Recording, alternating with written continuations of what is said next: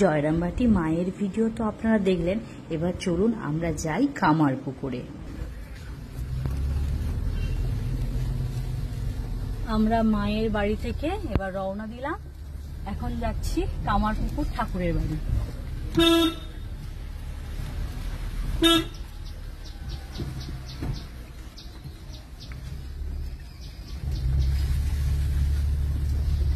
সময় এখন 10টা, চলে এসেছি কামারপুকুর। আর কামারপুকুরে এসে রামকৃষ্ণ এই যে দোকানটা দেখছেন, এখানে বাঁকুড়ার বিখ্যাত সাদা বোঁদে, যেটা ঠাকুরের খুব পছন্দ। তো সাদা বোঁদে খাবো, তারপর ঠাকুরের সাথে দেখা। ঠাকুরের পছন্দের সাদা বোঁদে।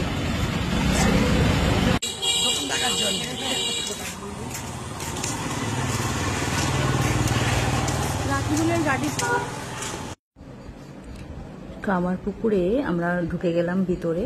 এখানে ঠাকুরের কুলদেবতার মন্দির রয়েছে, আর পাশেই রয়েছে ঠাকুরের মন্দির। তো চলুন ঠাকুরকে দর্শন করে নিই এখন।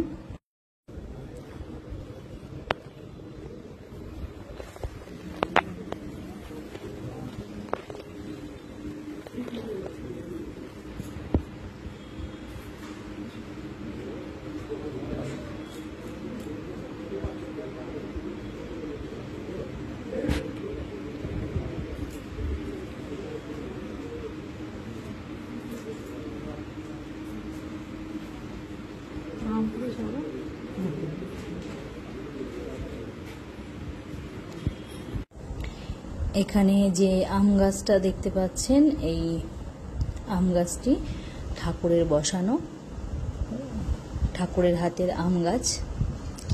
চলে এসেছি লাহাবাবুদের পাঠশালা, যেখানে ঠাকুর পড়াশোনা করতেন। আর এটা লাহাবাবুদের শ্রী শ্রী দুর্গা মন্দির। এখানে রয়েছে বিষ্ণু মন্দির। এই যে লাহাবাবু দাঁড়িয়ে রয়েছেন এখানে। এইটা দেখুন, এটা হচ্ছে সেই পাঠশালা যেখানে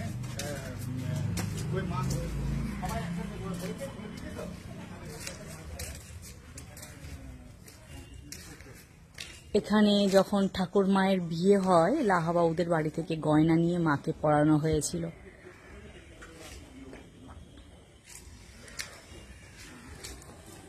লাহাবাবুদের বাড়ি ঘোরা হয়ে গেল। এই সেই পুকুর, কামারপুকুর। এই পুকুরের নাম দিয়েই যায় কামারপুকুর। গোপেশ্বর মন্দিরে এখন আমরা চলে এসেছি। আমরা শুরু করেছিলাম কামারপুকুর দর্শন স্থান এই গলিটা দিয়ে, আবার ঘুরে এলাম ওই দিক দিয়ে এই গলিতে। মানে আপনারা প্রথম ওই গলিটাতে ঢুকলে বেরিয়ে আসতে পারবেন। এরপর যাচ্ছি বাল্যকালে শ্রী রামকৃষ্ণদেবের শিব সাজিয়ে সমাধি মগ্ন হইবার স্থান। আর এইটা টোটোওয়ালা রিক্সাওয়ালারা বলবে যে আপনারা চলুন, 20 টাকা করে ভাড়া। কিন্তু আপনারা যখন কামারপুকুরে আসবেন, ওখানে তো পার্কিং রয়েছে গাড়ি রেখে। মন্দির থেকে আপনারা 10 মিনিট লাগলো টোটাল এই ঘুরে ঘুরে দেখবেন। আমার মনে হয় টোটো অটো ছাড়া, যদি আপনারা হাঁটতে কোনো সমস্যা না হয়, বেশ ভালো হেঁটে হেঁটে গ্রামটা ঘুরে ঘুরে দেখবেন। অনেক কিছু দেখার থাকবে, টোটো ভাড়া করার দরকার নেই।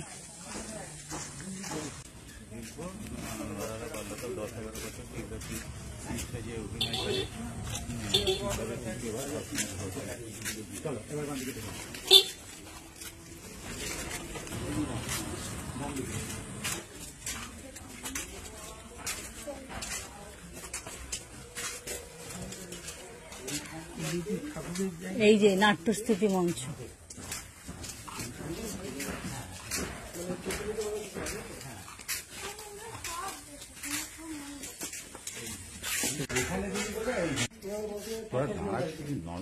ওনারা এখানে প্রতি বছর শিবরাত্রিতে যাত্রা করাতেন। যে শিবের রোল নিবে তার হঠাৎ করে শরীর খারাপ হয়ে যায়, অসুস্থ হয়ে যায়, যাত্রা হবে না। মেয়েরা বলছে যদি শিবরাত্রি যাত্রা না হয় আমরা রাত যাবো কি করে? সবাই মিলে বললো রোলটা গোদাইকে দেওয়া হয়। এই ছবিটা দেখুন, ঠাকুর যখন শিবকে যাত্রা করতে যে মঞ্চে উঠেছিলেন, কিছুক্ষণের জন্য শিব ঠাকুর ঠাকুরের ঘরে ছিল। হচ্ছে এটা। আর এই জায়গাটা পড়ে আছে, তো ওনাদের বিষ্ণু মন্দির ছিল, ওই বিষ্ণু মন্দিরটা ভেঙে গেছে, তার ছবিটা দিয়ালে দিয়ে আছে। আর এই জায়গাটা দেখতে খুব গুরুত্বপূর্ণ জায়গা।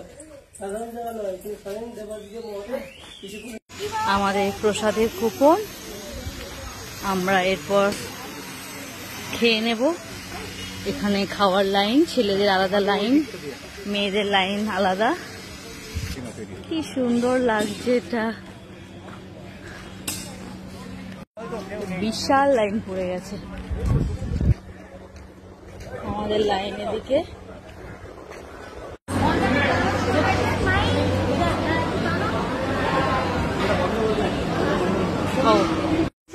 আমরা চলে এসেছি তারকেশ্বর। ওয়েদারটা একটু খারাপ হয়ে গেছে, অনেক বছর পর আবার এসেছিলাম প্রায় 10 বছর আগে।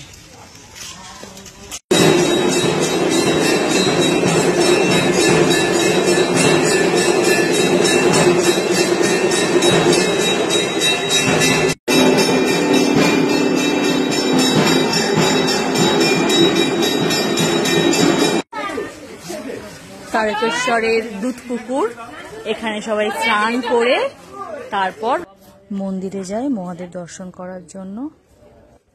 আর আপনারা যদি গাড়ি নিয়ে আসেন ফেরার পথে অবশ্যই তারকেশ্বর ঘুরে যাবেন। তো ফেরার সময় প্রচন্ড বৃষ্টি হচ্ছে, চারিদিক পুরো অন্ধকার।